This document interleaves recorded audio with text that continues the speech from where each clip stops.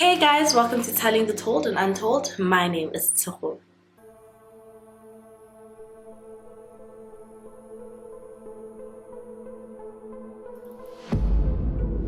So a couple of weeks ago, there was a tweet going around about a police officer who became one of South Africa's most wanted bank robbers.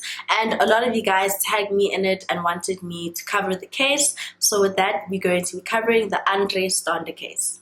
In 1979 in Johannesburg, a man walked up to a bank teller, told her that he had a gun on him, and demanded that she put money in a bag. After this, he calmly walked out, and the bank teller told all of her colleagues what had just happened, and they called the police. The police arrived shortly afterwards, but the perpetrator wasn't there, and amongst the police officers who were there was the head of Kempton Park CID, Detective Andre Stander.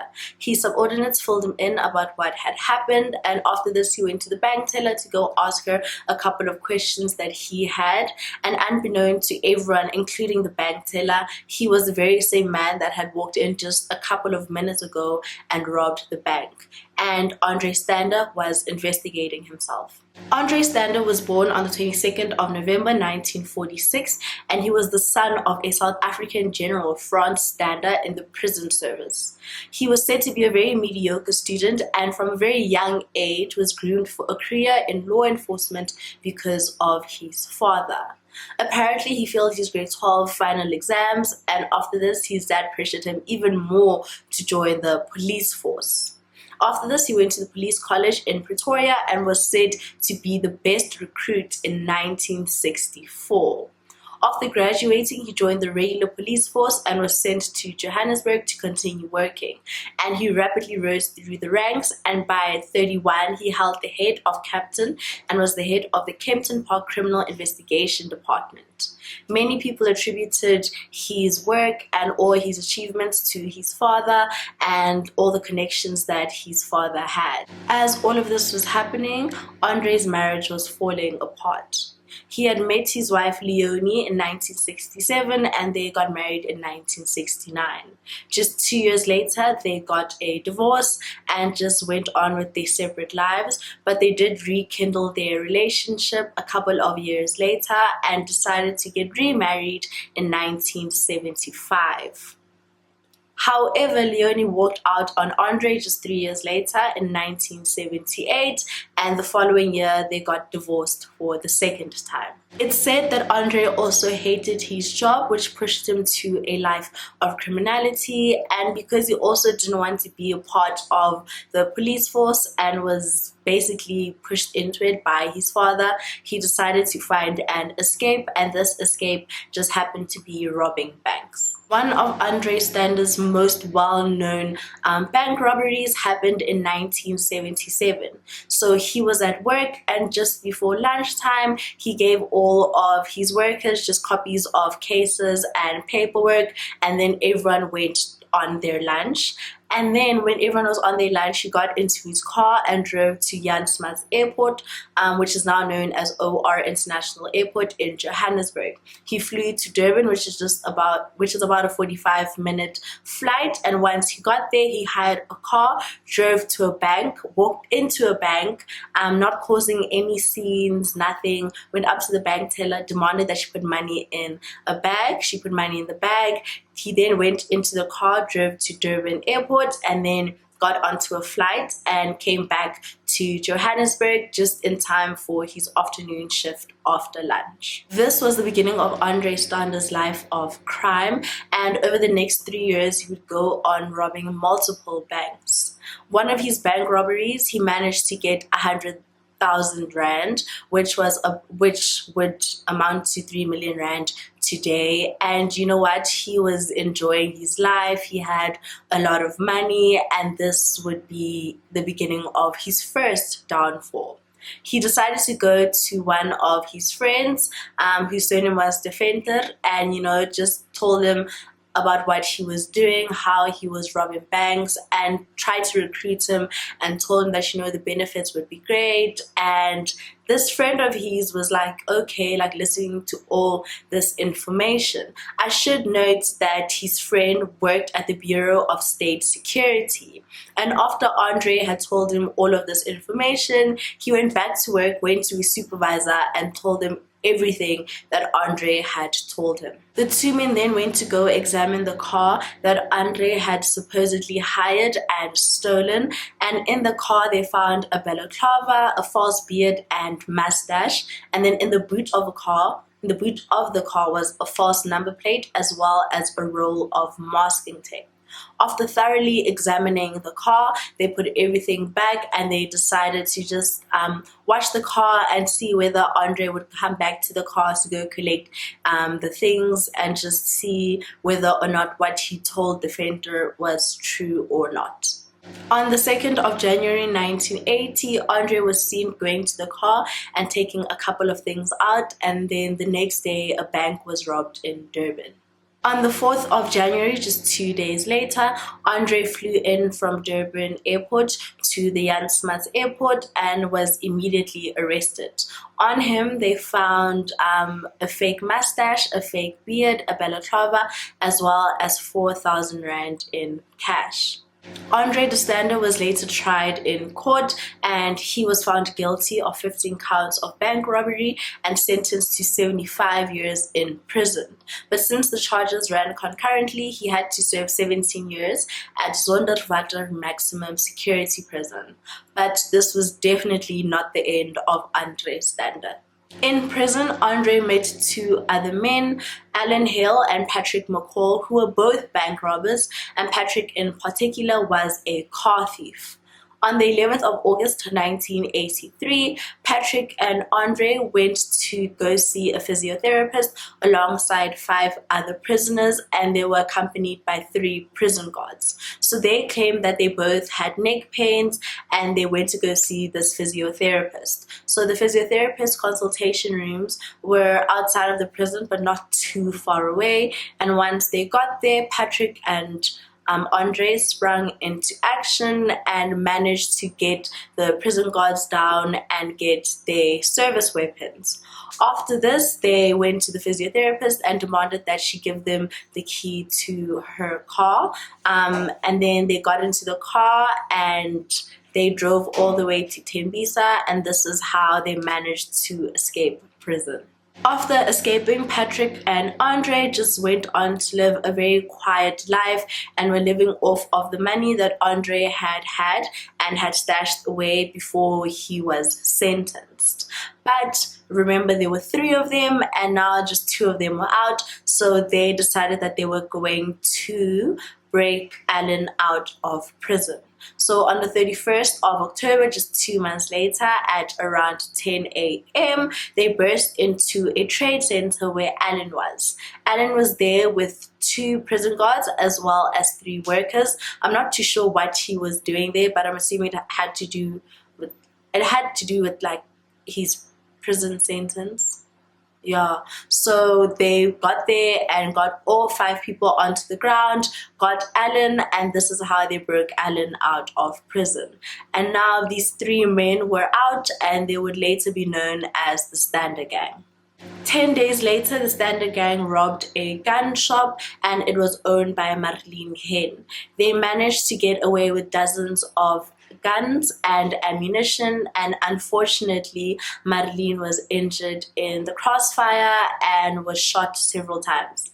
The Stander Gang had 3 safe houses all over Joburg. I'm just assuming because there were 3 of them, so they had like 3 safe houses, but either way they had those 3, and between mid-November 1993 and mid-November 1994, the Stander Gang robbed over 20 banks and stole over 500,000 Rand, and I think that's just over 15 million. I think it's 15 million.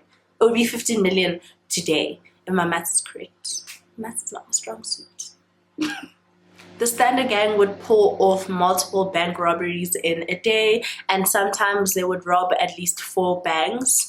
And an example of how much money they were able to get through one job is that on the 19th of January 1983, they went to rob a bank and they managed to get 165,000 rand. The Standard Gang was known as not being violent when they would rob the banks. So basically what they would do is that they would get into a car and they would drive to a bank and try to find parking right by the entrance. They'd walk into the bank, not cause any scene, go to the bank teller, show her that they had guns, and then demand that they put money into the bag, and thereafterwards they would just walk out.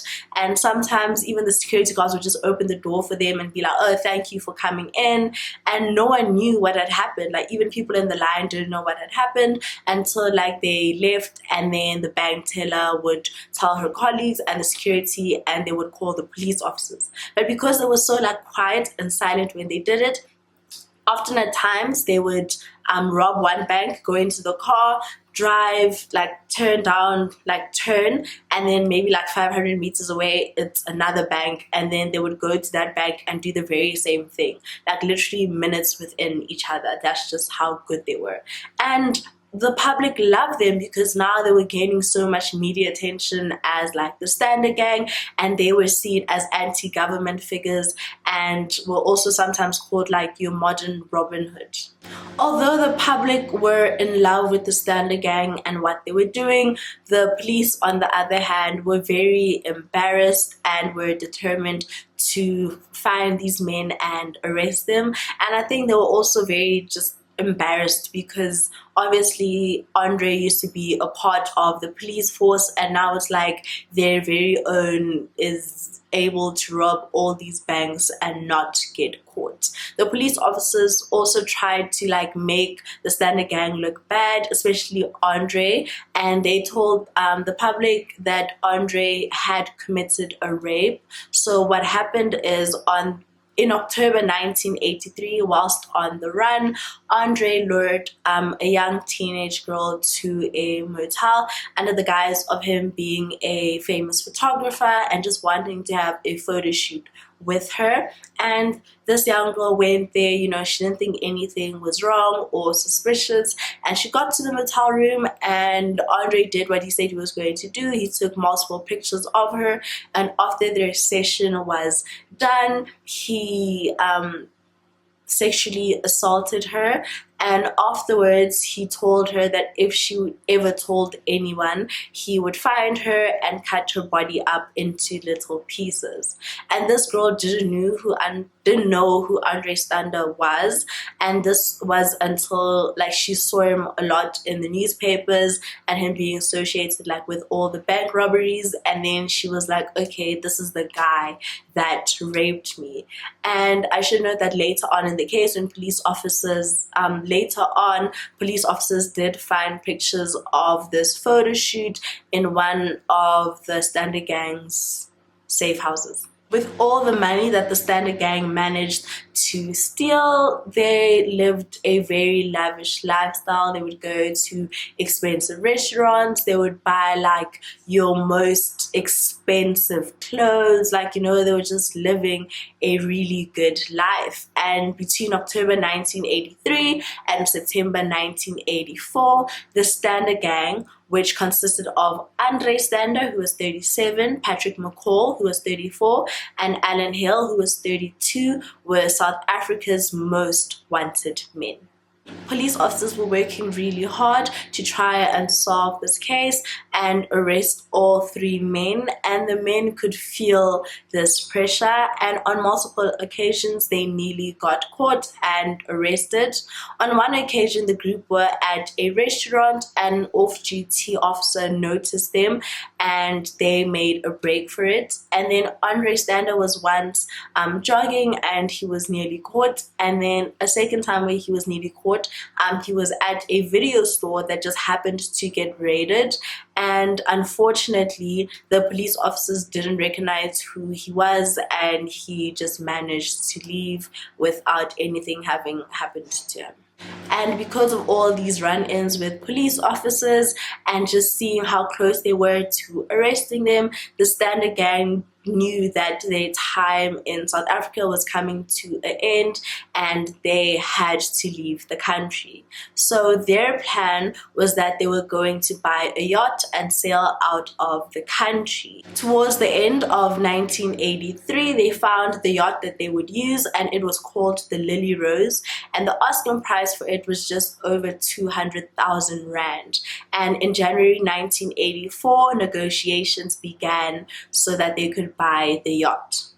In the same month, police officers received one of their biggest breaks in the case, where CCTV footage that was hidden caught the Standard Gang during one of their bank robberies. And this was a break for the police because this footage was like clear, and it showed the Standard Gang, like it showed how the Standard Gang looked like recently, like at that time. Am I making sense? Like, they only had like old pictures of them, so now with the footage they had like new recent pictures of the gang, and then these pictures were published on the 25th of January.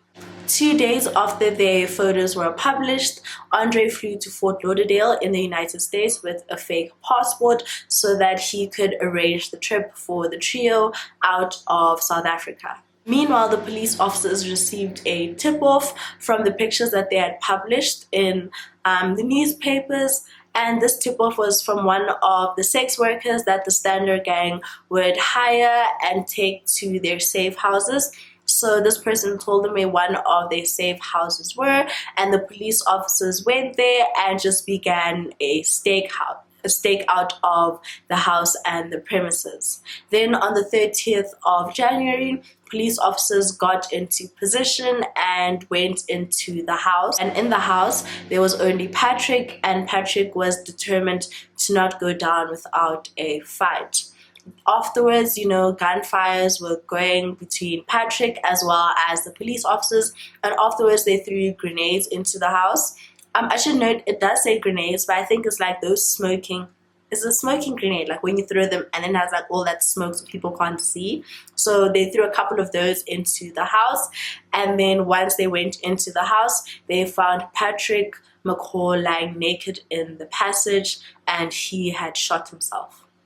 The next day, the second hideout was discovered, and police officers learned about the trio's plan with the Lily Rose to flee South Africa. And then the following day, they flew down to Cape Town and seized the Lily Rose. A few days later, after they seized the Lily Rose, they found the Standard Gang's third and final safe house, and at this house they found multiple stolen cars, and amongst them was a yellow Porsche, and it was said that that was one of Andre's favorite cars. As all of this was happening and police officers were close to capturing the Standard Gang, Andre and Allan were still nowhere to be found.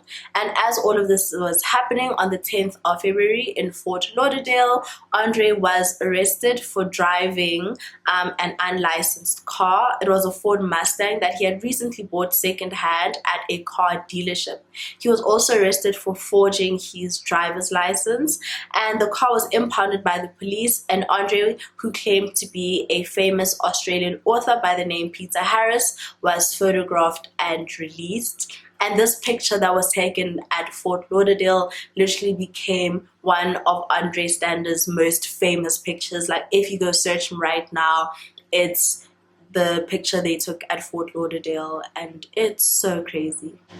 The same day that Andre was arrested and released, he went to the police pound and stole back his car. Like, he stole it back, went to the dealership and asked the guy to please respray it like into another color. But unfortunately for Andre, the owner of the dealership, had been reading about the Standard Gang, and he put two and two together and was like, this is Andre Stander. But how crazy is that this man left South Africa like trying to run away, and I'm sure he didn't think that anyone would know who he was, especially in Fort Lauderdale. But That's what happened. After Andre had left the dealership, the owner called his lawyer and told him about what was happening, and his lawyer advised him to call the police officers. And then later that night at around 10 p.m., the tactical impact team surrounded Andre's apartment, and he later arrived on his bicycle. And once he got there, the tactical team went to him, surrounded him, and Andre, just like Patrick, was not going to go down without a fight. And between everything that was happening, Andre was shot and he was lying in his driveway waiting for an ambulance, but unfortunately he didn't make it. Allan Heyl was the last surviving member of the Stander gang, and then he decided to fly to one of the Greek islands known as Hydra, and afterwards he flew to England. He was later arrested at his girlfriend's mom's apartment, and in May of 1989 he was sentenced to 9 years in prison for armed robbery and the illegal possession of a firearm. In November 1991 he was released and extradited back to South Africa.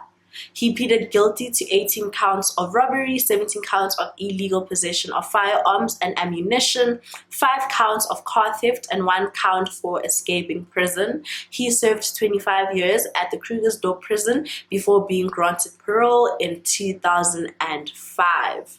He died on the 16th of April 2020 at Chris Hani Hospital. And after Allan was released, it was said that he went and changed his way of life for the better. He did motivational speeches all over the country.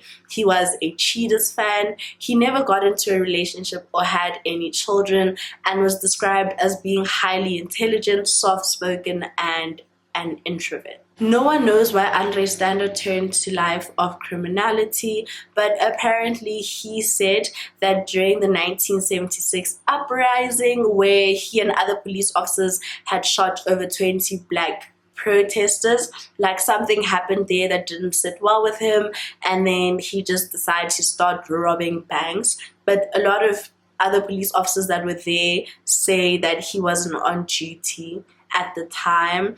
And his father also blamed himself and said that maybe if he didn't force his son to join the police force when he didn't want to, then maybe he wouldn't have become a bank robber and be known as one of South Africa's most wanted men. In 2002, Marlene Hen, who owned the arms dealer store where the Stander gang stole guns and ammunition and was shot several times, claimed that Andre Stander was still alive and that she saw him with Allan, and he was living in the Eastern Cape and he was busy with check fraud and other crimes. She says that Andre was never shot and killed in Fort Lauderdale and that they just covered it up. She claims that coincidentally, when his fingerprints were sent back to SA, they went missing. But the second set that was sent was confirmed to be his, and that also his body was never sent back because he was cremated. So, like, she says that he could still be alive, but many people do believe that he was killed in 1983 by the Fort Lauderdale police officers. After Allan Heyl was released, he also did multiple interviews, and there's also a movie about Andre Stander and the Stander gang, and it's called Stander. I couldn't find it on Netflix or like other places, but I did find it. So I'll link the Allan Heyl interviews as well as the Stander movie if you guys want to watch it in the description box below. And that's it for today's case. If you guys find it interesting, please leave comments down below, and I'll see you guys next time. Bye.